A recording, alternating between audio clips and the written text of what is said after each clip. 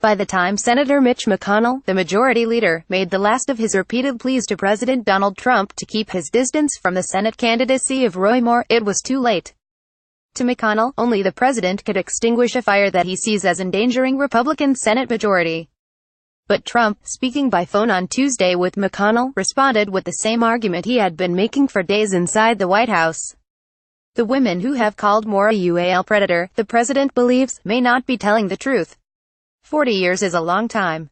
He's run 8 races, and this has never come up, Trump said to the television cameras on the South Lawn hours after his conversation with McConnell, effectively endorsing Moore before boarding Marine One. He says it didn't happen, the president added. You have to listen to him. Also, Trump's decision to reject every long-shot plan to save the Senate seat reflects the imperative an unpopular president faces to retain his political base, a determination that he should follow his own instincts after having felt steered into a disastrous earlier endorsement in the Alabama race, and even his insistence that he himself has been the victim of false accusations of UAL misconduct. But in tying himself to Moore, even as congressional leaders have abandoned the candidate en masse, the president has reignited hostilities with his own party just as Senate Republicans are rushing to pass a politically crucial tax overhaul. McConnell and his allies have been particularly infuriated as Trump has reacted with indifference to a series of ideas they have floated to try to block Moore. The accusations against Moore have lifted Democrats' hopes of notching a rare victory in the Deep South in next month's special election, which would narrow the Republican Senate majority to a single seat.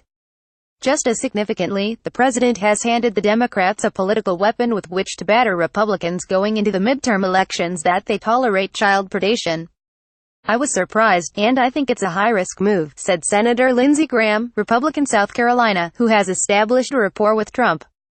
As Moore has rejected calls to drop out even as more women have accused him of preying on them when they were teenagers, Republicans have given up any hope he will fold his campaign. Trump has repeatedly told his aides he does not believe Moore would ever quit. What the president did not foresee was that the friction would reach inside his immediate family. He vented his annoyance when his daughter Ivanka castigated Moore by saying there was a special place in hell for people who prey on children, according to 3 staff members who heard his comments. Do you believe this? Trump asked several aides in the Oval Office. Moore's Democratic opponent in the Alabama race, Doug Jones, quickly turned her comments into a campaign ad. But something deeper has been consuming Trump. He sees the calls for Moore to step aside as a version of the response to the No Famous Access Hollywood tape in which he boasted about grabbing women's genitalia and the flood of groping accusations against him that followed soon after. He suggested to a senator this year that it was not authentic and repeated that claim to an advisor more recently. In the hours after it was revealed in October 2016, Trump acknowledged that the voice was his, and he apologized. So Trump has been particularly open to the idea, pushed by Moore's defenders, that the candidate is being wrongly accused, even as McConnell and a parade of other Republicans have said they believe the accusers. When a group of senators gathered with the president in the White House last week to discuss the tax overhaul, it took little to get Trump onto the topic of Moore, and he immediately offered the same "it was 40 or Sago" defense, according to officials at the meeting. Trump's responses to the Moore revelations have been pronounced but not consistent.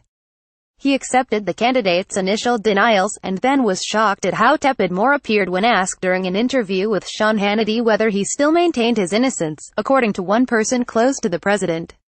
Privately, Trump has acknowledged that he is making a cold political calculus in the hope that the Republicans will hold on to the seat.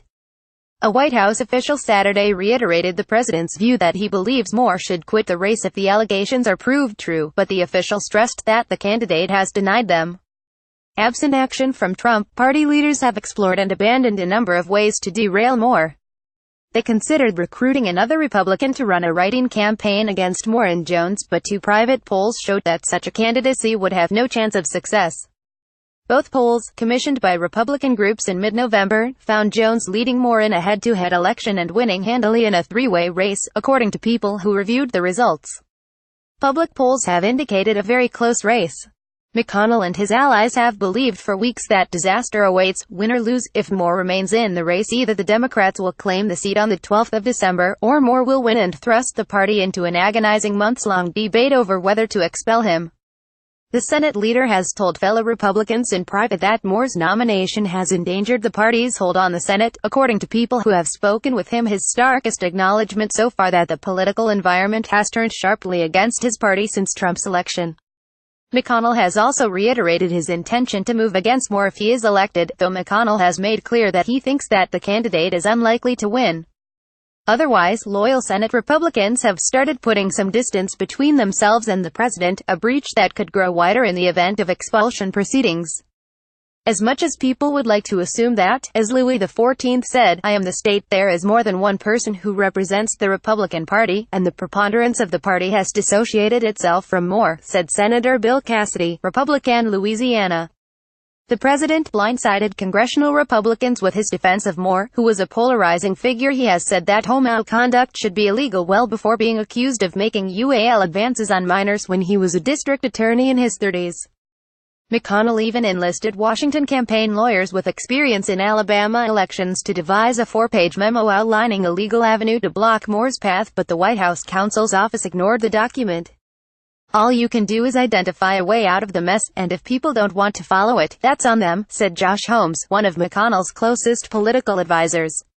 Should Jones win, Democrats would need to take only 2 more seats in 2018 to regain a majority in the Senate, still a difficult task, but one nearly unimaginable just a month ago. A victory for Moore could be just as punishing for Republicans because it could taint their candidates across the country by association with a man accused of child molestation. Scott Jennings, a Republican strategist close to McConnell, said the race had developed into a now-in situation.